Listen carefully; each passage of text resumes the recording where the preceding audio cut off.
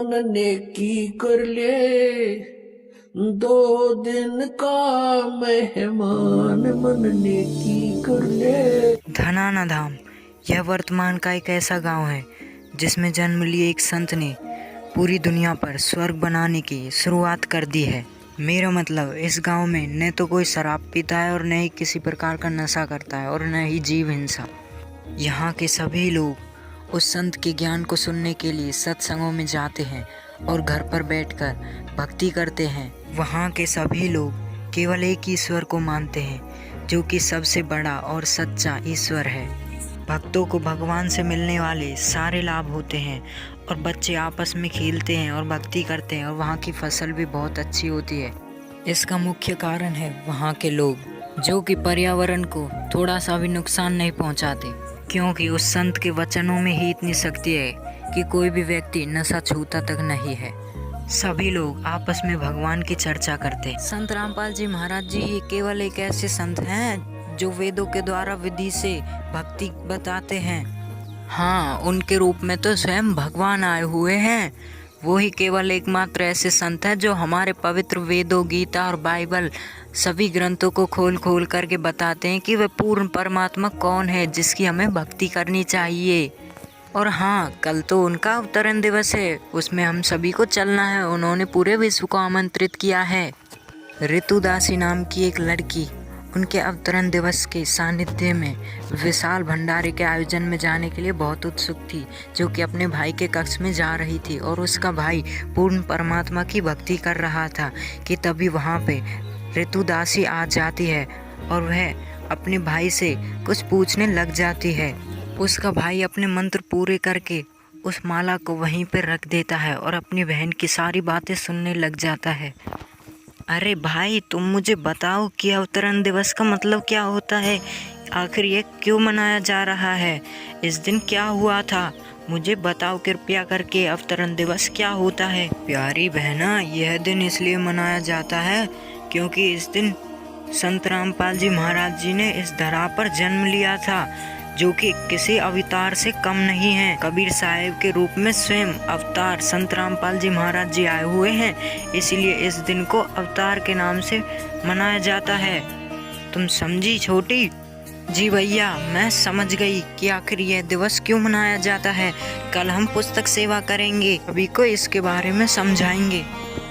अगले ही दिन वो दोनों बहन और भाई पुस्तक सेवा करने के लिए बाहर गांव आ जाते हैं और पुस्तक सेवा करने लग जाते हैं।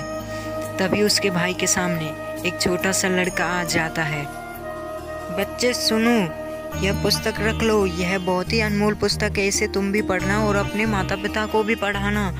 और ऐसा बोलकर वह सभी को समझाते थे। कुछ देर बाद उनके सामने एक बूढ़ा व्यक्ति आ जाता है और वह सवाल करता है,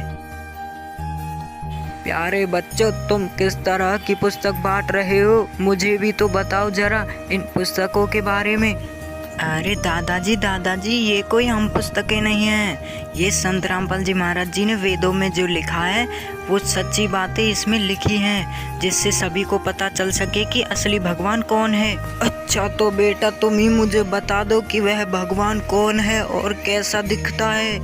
ये सभी लोग तो भगवान को निराकार बताते हैं। दादाजी, भगवान तो साकार है, वो निराकार नहीं है। इस पुस्तक में उनके बारे में ही लिखा है और जिन भी महापुरुषों को वे मिले हैं उनका सारा ज्ञान इस पुस्तकों में लिखा है। कृपया करके तुम इन पुस्तकों को जरूर पढ़ना, तुम्हें सारा ज्ञान हो जाएगा। दादाजी, ये लो अनमोल पुस्तक और तुम इसे जरूर पढ़ना। और संत रामपाल जी महाराज जी के अवतरण दिवस में विशाल भंडारे का आयोजन है, उसमें भी जरूर आना। बेटा, मुझे कुल के मालिक एक भगवान की कब से तलाश थी, मैं जरूर आऊँगा विशाल भंडारे में। और ऐसा बोलकर वह बूढ़ा व्यक्ति वहाँ से अपने घर की तरफ चले जाता है। तो दोस्तों, आप लोग भी जानना चाहते हैं कि वह संत कैसा दिखाई देता है जिसे भगवान ने अपनी सच्ची राह दिखाने के लिए धरती पर भेजा हुआ है, हम लोगों को सच्चा मार्ग बताने के लिए। दोस्तों, आपको जान करके हैरानी होगी कि यही वो एक ऐसे संत हैं जिनके ज्ञान मात्र से लोगों के विकार छूट जा रहे हैं और बन रहा है धरती पर ही स्वर्ग। आज पूरे विश्व में संत रामपाल जी महाराज जी को विश्व विजेता संत घोषित कर दिया गया है। इन संत में वो सारे गुण मौजूद हैं जो कि एक सच्चे और अच्छे संत में होनी चाहिए, जो कि भगवान के बारे में सच्चा ज्ञान बता सके।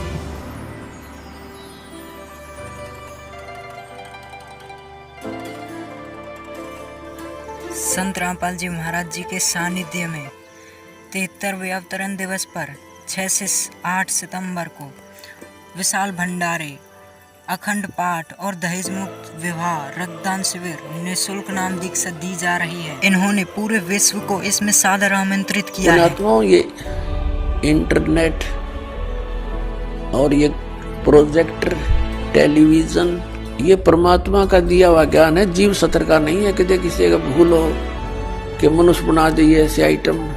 परमात्मा कबीर जी ने उनको बुद्धि देकर के ये बनवाया है। और किस लिए? आज के दिन के लिए, इस समय के लिए, कि एक जगह मेरा ज्ञान चला करेगा, करोड़ों बच्चे मेरे एक टाइम पर सुना करेंगे और प्रत्यक्ष प्रमाण देखा करेंगे।